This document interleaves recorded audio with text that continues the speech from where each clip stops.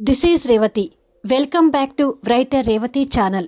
Villain episode number 290. Tenders submit చేయనివ్వకుండా అబీకి అడ్డుపడుతున్న రౌడీలు. ఆ తర్వాత ఏం జరిగింది? కథలోకి వెళ్ళబోయే ముందు దయచేసి వీడియోకి ఒక లైక్ ఇవ్వండి. అలాగే హైప్ ఇచ్చి వీడియోని సపోర్ట్ చేయండి. ఇలాంటి ఇంట్రెస్టింగ్ స్టోరీస్ కోసం మన 2 ఛానల్స్ని సబ్స్క్రైబ్ చేసుకోండి. ఇలా కొద్ది దూరం రాగానే ఓ నిర్మానుష ప్రదేశంలో అభి కార్కి సడన్గా బ్రేక్ పడింది. ఎదురుగా కొంతమంది రౌడీలు కార్కి అడ్డంగా నిలబడి ఉన్నారు. అప్పటికి టైం 11 గంటలు. టెండర్ సబ్మిట్ చేసేది 11 నుండి 11:30 గంటల వరకు ఉంటుంది. ఆ తర్వాత కౌంటర్ క్లోజ్ అవుతుంది. ఎలాంటి డిస్టర్బెన్స్ లేకుండా బయలుదేరితే అభి టెండర్ క్లోజింగ్ టైం కంటే ముందే వెళ్తాడు. కానీ వీళ్ళెవరో అడ్డు వచ్చేసరికి టైం చూసుకొని కంగారు పడుతూ కార్ దిగి, రేయ్ ఎవడ్రా మీరు అని అడిగాడు. చూస్తే కనిపించట్లా, రౌడీలమి అని అందులో ఒకడు పొగరుగా సమాధానం ఇచ్చాడు.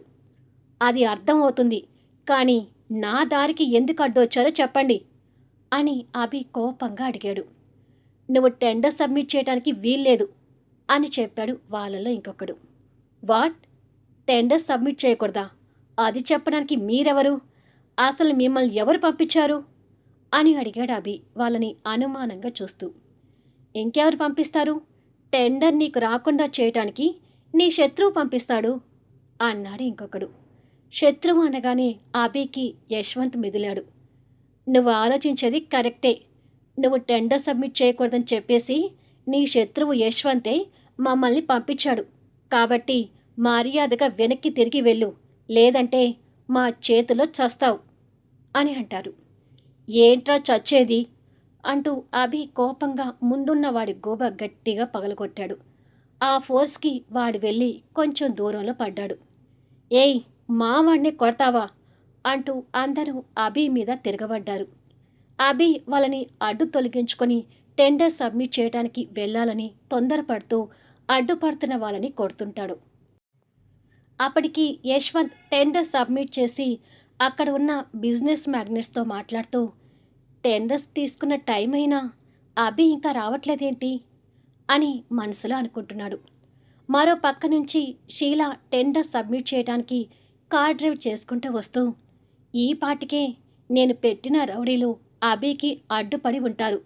టెండర్ సబ్మిట్ చేయనివ్వకుండా యశ్వంత్ రౌడీలను పంపించాడని అభి పూర్తిగా నమ్మితే నేను వేసిన స్కెచ్ సక్సెస్ అయినట్టే అని అనుకొని నవ్వుకుంటూ ఆఫీస్ ముందు కార్ దిగి టెండర్ ఫైల్ పట్టుకొని లోపలికి వచ్చేసరికి యశ్వంత్ వేరే వాళ్ళతో నవ్వుతూ మాట్లాడుతూ తన కంట కనిపిస్తాడు.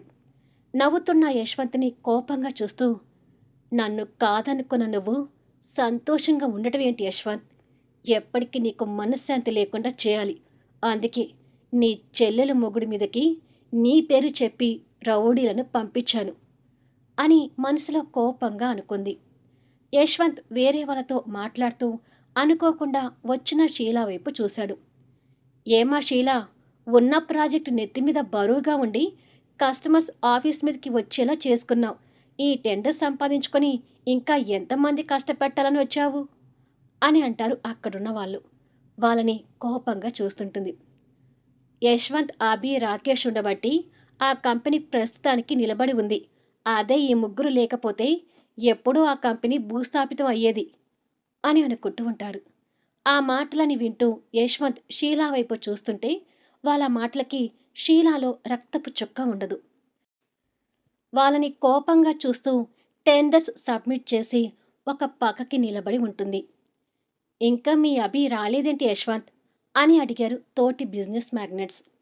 నేను అదే చూస్తున్నాను, ఈ పాటికి రావాలి అంటూ యశ్వంత్ ఎదురు చూస్తున్నాడు. ఇంకెక్కడ వచ్చేది?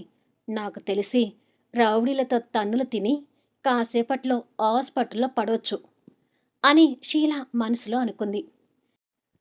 దివ్య సోఫాలో కూర్చొని సంజుతో మాట్లాడుతూ ఉంది. సంజు తన ఇద్దరి పిల్లల్ని సోఫాలో కూర్చోబెట్టి అరటిపండు తినిపిస్తూ ఉంటుంది. ఈ టెండర్ ఇద్దరిలో ఒకరికి వచ్చి ఒకరికి రాలేదు అంటే ఇద్దరి మధ్య వారు మొదలవుతుంది వదినా అంది దివ్య.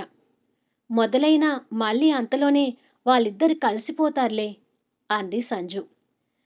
దివ్య సంజుతో అలా మాటల్లో ఉండగానే చిన్నగా పెయిన్స్ స్టార్ట్ అవుతూ ఉంటాయి. దివ్య ఆ పెయిన్స్‌కి కొంచెం ఇబ్బంది పడుతూ బేబీ బంప్ మీద చేయి పెట్టుకొని, "వదినా, నాకు పెయిన్స్ స్టార్ట్ అయ్యాయి అనుకుంటాను" అని అంది. అది విని సంజు కంగారు పడుతూ ఉంది. పూర్ణ కూడా అక్కడికి వచ్చి, "అయ్యో! సమయానికి ఇంట్లో ఎవరూ లేరే" అని అంది. "నేను అభికి ఫోన్ చేస్తాను అత్తయ్య" అని చెప్పి సంజు అభికి కాల్ చేస్తుంటుంది. కానీ అభి రౌడీలతో ఫైట్ చేస్తుంటే అభి ఫోన్ కారులో రింగ్ అవుతుంది. ఆ రింగ్ అభికి వినిపించడం లేదు. సంజు ఆ కాల్ ట్రై చేసి, "అభి కాల్ లిఫ్ట్ చేయట్లేదు అత్తయ్య. ఇద్దరు టెండర్ ఆఫీస్ దగ్గరే ఉండి ఉండొచ్చు. యశ్వంత్‌కి కాల్ చేస్తాను" అని చెప్పి యశ్వంత్‌కి కాల్ చేస్తుంటుంది. ఇక్కడ యశ్వంత్ ఆ కాల్ లిఫ్ట్ చేసి, "ఏంటి సంజు" అని అడిగాడు. దివ్యకి పెయిన్ స్టార్ట్ అయ్యాయి యశ్వంత్. అభికి కాల్ చేస్తుంటే లిఫ్ట్ చేయట్లేదు. అభి అక్కడ ఉన్నాడా అని అడిగింది. అది విని కొంచెం కంగారు పడుతూ, "అభి ఇక్కడ లేడు సంజు. అసలు అభి ఇక్కడికి రాలేదు" అని అన్నాడు. "అదేంటి? అభి ఎప్పుడో బయలుదేరాడు కదా" అంది సంజు. "నేను అదే అభి కోసం చూస్తున్నాను. దివ్యకి నొప్పులు బాగా ఎక్కువగా ఉన్నాయా" అని కంగారుగా అడిగాడు యశ్వంత్. ఇక్కడ దివ్యకి ఉండే కొద్దీ పెయిన్స్ ఎక్కువ కావడం సంజు చూసి, "పెయిన్స్‌తో బాధపడుతుంది యశ్వంత్. ఇంట్లో ఎవరూ లేకుండా అయిపోయారు. అభికి ఫోన్ కలవట్లేదు కాబట్టి నువ్వు అర్జెంటుగా బయలుదేరి రా యశ్వంత్" అని అంది. "సరే సంజు, వెంటనే బయలుదేరొస్తాను" అని చెప్పి యశ్వంత్ ఫోన్ పెట్టేస్తున్నాడు. "ఏమైంది యశ్వంత్" అని పక్కన వాళ్ళు అడిగేసరికి, "మా చెల్లెలికి పెయిన్స్ వస్తున్నాయంట. అభికి కాల్ చేస్తుంటే లిఫ్ట్ చేయట్లేదంట. ఒకవేళ అభి ఇక్కడికి వస్తే కొంచెం ఇన్ఫర్మేషన్ పాస్ చేయండి" అని చెప్పి యశ్వంత్ ఫాస్ట్‌గా వెళ్ళిపోయి కారు స్టార్ట్ చేసుకుని బయలుదేరాడు. షీల అది చూసి కొంచెం కంగారు పడుతూ, "అంటే యశ్వంత్ ఇప్పుడు ఇంటికి వెళ్తున్నాడు. అదే రూట్‌లో అభి కోసం నేను రౌడీలను పంపించాను. ఛ! ఆ దివ్యకి ఇప్పుడే నొప్పులు రావాలా" అని మనసులో తిట్టుకుంటూ ఉంది. యశ్వంత్ ఫాస్ట్‌గా డ్రైవ్ చేస్తూనే మరో పక్క అభికి కాల్ చేస్తూ, "అసలు అభి ఇంతవరకు టెండర్ ఆఫీస్‌కి రాకపోవడం ఏంటి" అని అనుకుంటూ వెళ్తున్నాడు. ఇక్కడ అభి టెండర్ సబ్మిట్‌కి టైం అవుతుంటే టెన్షన్ పడుతూ అడ్డుపడుతున్న రౌడీలని కొడుతూ ఉన్నాడు. అభి చేతిలో రౌడీలకి కూడా బాగానే దెబ్బలు తగులుతూ ఉంటాయి. కోపంగా ఉన్న అభి ఒక రౌడీని లాగిపెట్టి కొట్టేసరికి వాడు వెళ్ళి బురదగుంట పక్కన కొంత దూరంలో పడ్డాడు.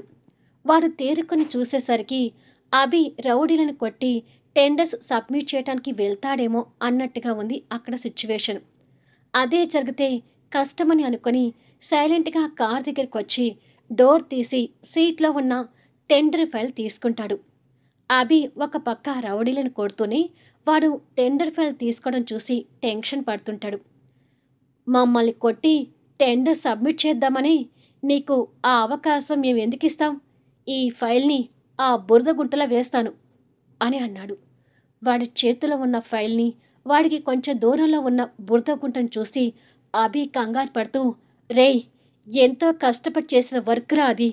ఆ ఫైల్‌ని బురదలో వేయకు" అని అభి వాడి దగ్గరికి రాబోతుంటే మిగిలిన రౌడీలు అభిని పట్టుకొని రానివ్వకుండా చేస్తుంటారు. అది చూసి వాడు రాక్షసంగా నవ్వుతుంటాడు. "నీ శత్రువులు చెప్పినట్టే మా పని ముగించుకుంటున్నాం" అని చెప్పి వాడు ఆ ఫైల్‌ని బురదగుంట వైపు విసిరేశాడు. ఎంతో కష్టపడి చేసిన వర్క్ అలా బురదగుంటలో పడబోతుంటే రౌడీల చేతిలో చిక్కిన అభికి ప్రాణం పోతున్నట్టుగా ఉంటుంది. ఆ ఫైల్ అలా గాలిలో ఎగురుతూ బురద గుంటలో పడబోతుండగా అంతే వేగంగా యశ్వంత్ గాలిలో ఎగురుతూ వచ్చి ఆ ఫైల్ బురద గుంటలో పడకుండా సేఫ్‌గా పట్టుకున్నాడు. ఫైల్ బురద గుంటలో పడకపోయేసరికి అభి ఊపిరి పీల్చుకుంటే యశ్వంత్ వచ్చి ఫైల్ పట్టుకోవడం చూసి మిగతా అందరికీ షాకింగ్‌లా ఉంటుంది. అంటే యశ్వంతే మమ్మల్ని పంపించాడని చెప్పుకుంటూ వచ్చారు కదా! ఇప్పుడు యశ్వంత్ అలా రావటం వాళ్ళకి దిమ్మ తిరుగుతుంటుంది. యశ్వంత్‌కి అక్కడ జరిగిన దృశ్యాన్ని చూస్తూ ఉండగానే టెంపర్ పీక్స్‌లోకి వెళ్తుంటుంది. "వదలండ్రా" అంటూ అభి వాళ్ళని విడిపించుకొని వాళ్ళని కొడుతుంటాడు. రౌడీలు యశ్వంత్ మీదకి కూడా తిరగబడుతుంటే యశ్వంత్ వాళ్ళని కొడుతూనే, "అభి, వీళ్ళ సంగతి నేను చూసుకుంటాను.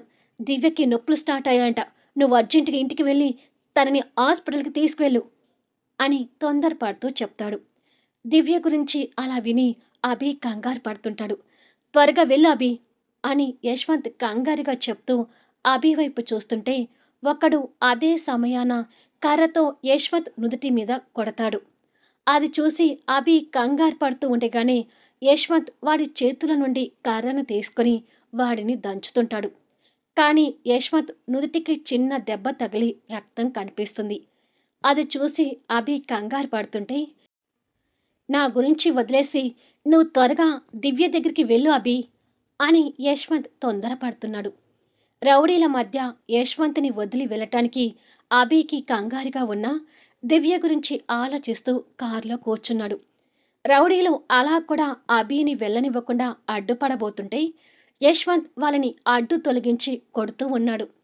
అలా యశ్వంత్ సహాయంతో అభి అక్కడి నుండి కార్ రిటర్న్ తీసుకుని దివ్య కోసం టెన్షన్ పడుతూ ఫాస్ట్గా వెళ్తున్నాడు. ఇక యశ్వంత్ వీళ్ళ పని పడుతుంటాడు. అక్కడ ఏం జరుగుతుందో తెలియక షీలా టెన్షన్ పడుతూ ఉంది. ఫోన్ చేస్తే ఎక్కడ ఇదంతా తనే చేసింది అన్నట్టుగా బయటపడుతుందేమో అని ఫోన్ చేయకుండా కాలు కాలిన పిల్లిలా అటు ఇటు టెన్షన్గా తిరుగుతూ ఉంది. మరోపక్క టెండర్ కౌంటర్ క్లోజ్ కావటానికి ఇంకా 5 నిమిషాలే ఉంది. ఎట్టి పరిస్థితిలో కూడా అభి టెండర్ ఫైల్ కౌంటర్లో పడకూడదు అని షీలా అనుకుంటూ ఉంటుంది. ఇక్కడ అభి టెండర్ మీద ఆశలు వదులుకొని దివ్య కోసం ఫాస్ట్గా వెళ్తున్నాడు. అలా అభి ఇంటికి చేరేసరికి దివ్య విపరీతంగా నొప్పులు పడుతూ ఉంటుంది. సంజు, పూర్ణ తనని పట్టుకొని కంగారు పడుతున్నారు. తనని అలా చూడగానే అభి భయపడుతూ దగ్గరికొచ్చి వెంటనే దివ్యని 2 చేతుల్లోకి ఎత్తుకున్నాడు. కానీ దివ్య ఆ నొప్పుల్లో కూడా టెండర్ గురించి ఆలోచిస్తూ, అభి ఆ టెండర్ కోసం చాలా కష్టపడ్డాడు అనే విషయం తనకి కూడా తెలుసు కాబట్టి, టెండర్ సబ్మిట్ చేసావా అభి అని అడిగింది.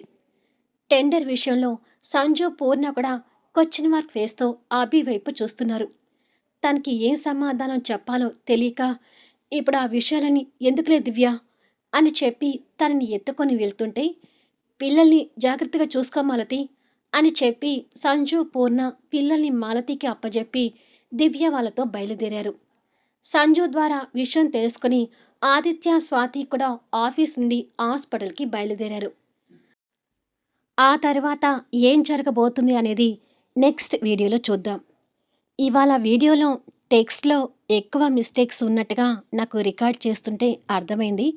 ఫాస్ట్గా కంటెంట్ రాసి ఇవ్వడం వల్ల ఇలా జరుగుతుంది. మిస్టేక్స్ వెరిఫై చేసుకోలేకపోతున్నాము. సో నా వాయిస్ రూపంలో అయితే కరెక్ట్గా చెప్తున్నాను స్టోరీ. అంటే ఇక్కడ నేను తప్పు చదివినా కూడా మళ్ళీ ఎడిట్ చేసి ఇవ్వడానికి చూస్తున్నాను. సో దాదాపు నా వాయిస్ రూపంలో స్టోరీ వినడానికి చూడండి. ఫైనల్గా కథ నచ్చితే దయచేసి లైక్ చేయండి, హైప్ ఇవ్వండి, మీ అమూల్యమైన కామెంట్స్ షేర్ చేయండి. Thank you for listening.